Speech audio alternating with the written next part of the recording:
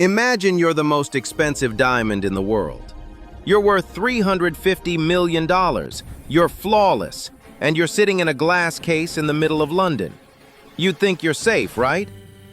Wrong. Welcome to the Millennium Dome Heist, the story of a crew that decided the best way to be stealthy was to drive a 12-ton industrial bulldozer through the front door. This isn't just a robbery. It's a world-class lesson in how to lose the biggest aura of your life in under 60 seconds. If you think your Monday morning is going bad, just wait until you see these guys trying to escape on a speedboat.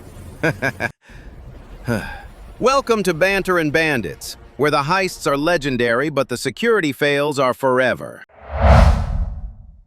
Let's talk about the ice. The De Beers Millennium Star. It's a 203-carat diamond. It doesn't just sparkle, it mocks you. In 2000, it was the center of an exhibition in London. It was protected by reinforced glass that could stop a sniper bullet and security sensors that could hear a fly sneeze. The bandits? They weren't your average street thugs. This was a tactical crew. They spent months scouting the place. They knew the shift changes, the camera blind spots, and exactly how many seconds they had before the cops would show up. Their plan? It wasn't Ocean's 11. It was more like Grand Theft Auto Construction Edition. See, when you're dealing with a $350 million rock, stealth is just a suggestion. They figured if the door is locked, you just bring a bigger door opener. We're talking a 12-ton JCB bulldozer modded with steel plates like it's a Mad Max boss fight. They spent weeks in a hidden garage doing heist math, calculating the exact RPM needed to breach a reinforced wall without getting the treads stuck. They had the smoke bombs, the gas masks, and a high-speed getaway boat idling on the Thames. They felt untouchable, like they were the main characters in a movie where the ending was already written in diamonds. But as every pro knows, the higher the aura, the harder the fall when you forget to check the loading screen. It's 9:30 a.m., November 7th, 2000. While the rest of London is waking up and wondering if they should have a second biscuit with their morning tea, our blank-face operators are busy warming up the engine of a yellow JCB bulldozer. They didn't call it a bulldozer, though. In their heads, this was Gerti Mark II, a 12-ton armored chariot of destiny. They didn't wait for the security guards to finish their shift. They didn't wait for the doors to open. They decided to skip the line entirely and make their own entrance.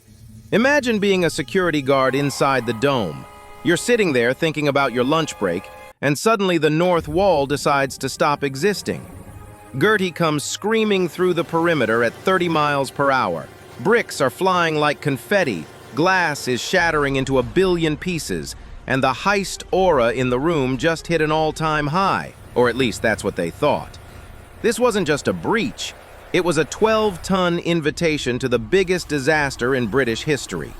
They drove that beast straight through the internal fences, crushing gift shops and display stands like they were made of cardboard. No lasers, no acrobatic backflips, just pure, unadulterated diesel power and a don't-care attitude.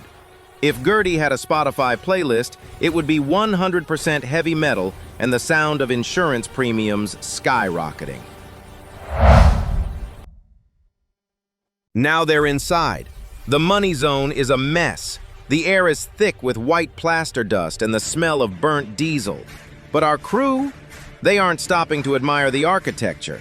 They leap out of the cabin like they're the stars of a high-budget action movie. But instead of designer capes, they've got neon orange safety vests and black gas masks. This is where the 5-star work ethic really shows up.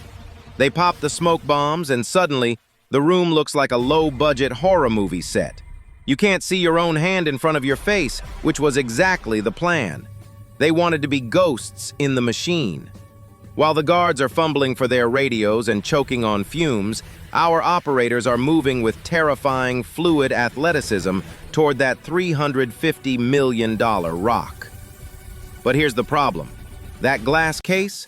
It wasn't built for visitors. They're swinging 20-pound sledgehammers like they're trying to mine for gold in a concrete quarry.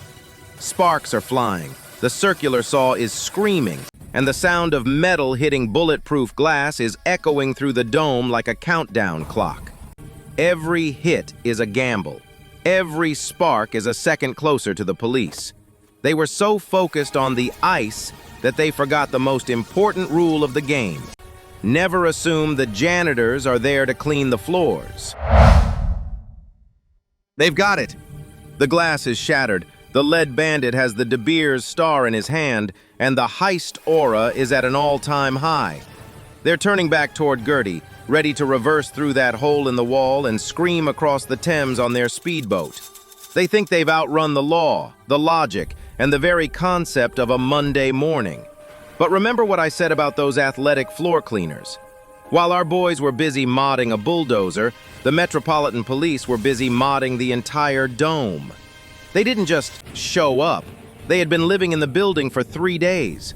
We're talking 200 undercover officers. Some were dressed as janitors, some as security guards, and I'm pretty sure a few of them were pretending to be part of the exhibition.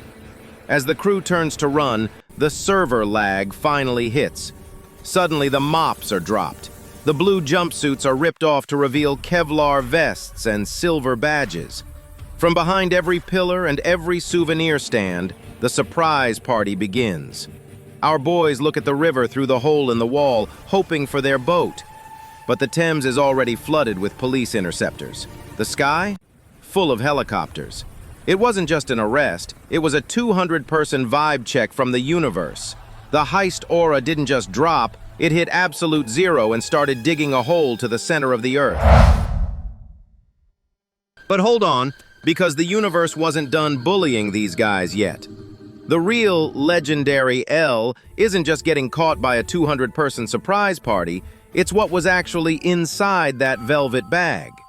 See, the Metropolitan Police didn't just wait for them, they pranked them. They knew about the bulldozer, they knew about the Gerti mod list, and they knew the exact second the wall was going to cave in. So, the night before the heist, they performed the ultimate vibe check. They took the real $350 million De Beers star out of the case and replaced it with a piece of glass that cost about $50 at a gift shop. Our crew risked a lifetime in prison, armored a 12-ton bulldozer, and crashed through a national landmark for a paperweight. They did a world record speed run straight to a high-security jail cell for a diamond that wouldn't even get them a Happy Meal. They thought they were the main characters of Ocean's 11, but they ended up being the comedy relief in a construction edition disaster. That's not just losing your aura, that's having it deleted from the server permanently. If you enjoyed watching these guys trade their freedom for a $50 piece of glass, you know what to do. Hit that subscribe button and ring the bell to join the crew. We're deep diving into the world's most legendary heists and the even more legendary fails that followed them. Comment below which heist we should roast next. The Louvre, the Pink Panthers, or maybe another bulldozer disaster. I'm your host, and this is Banter and Bandits, where the heists are legendary, but the security fails are forever.